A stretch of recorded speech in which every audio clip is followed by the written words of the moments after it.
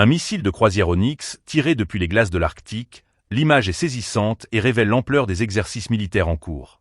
Ces frappes, effectuées par les systèmes côtiers Bastion de la flotte du Nord, ont visé une cible maritime au large de l'archipel François-Joseph, confirmant la volonté de Moscou de démontrer sa puissance jusque dans les zones les plus reculées de la planète. Abonnez-vous et partagez cette vidéo pour suivre en détail chaque moment de ces manœuvres hors normes. Les exercices Zapad 2025, organisés conjointement avec la Biélorussie, entrent dans une phase spectaculaire où la guerre se joue désormais dans les conditions extrêmes de l'Arctique. Les forces russes ont non seulement lancé une salve de missiles Onyx depuis des positions côtières, mais elles ont également intégré à leur scénario la neutralisation d'unités ennemies fictives, en l'occurrence un groupe de sabotage et de reconnaissance. La manœuvre ne se limite donc pas à un simple tir d'essai. Elle illustre une réponse intégrée combinant frappe de précision, défense territoriale et protection des infrastructures stratégiques. L'Arctique devient ainsi un laboratoire militaire et un terrain d'affrontement potentiel. Derrière ces exercices se cache un message clair.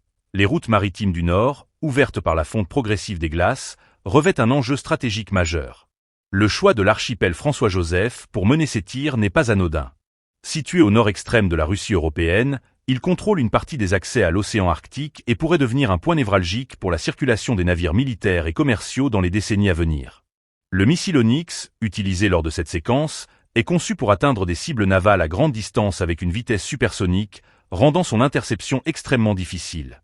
Son emploi dans un exercice grandeur nature démontre la volonté de la Russie de tester en conditions réelles la capacité de ses forces à frapper rapidement et efficacement, même depuis un environnement hostile.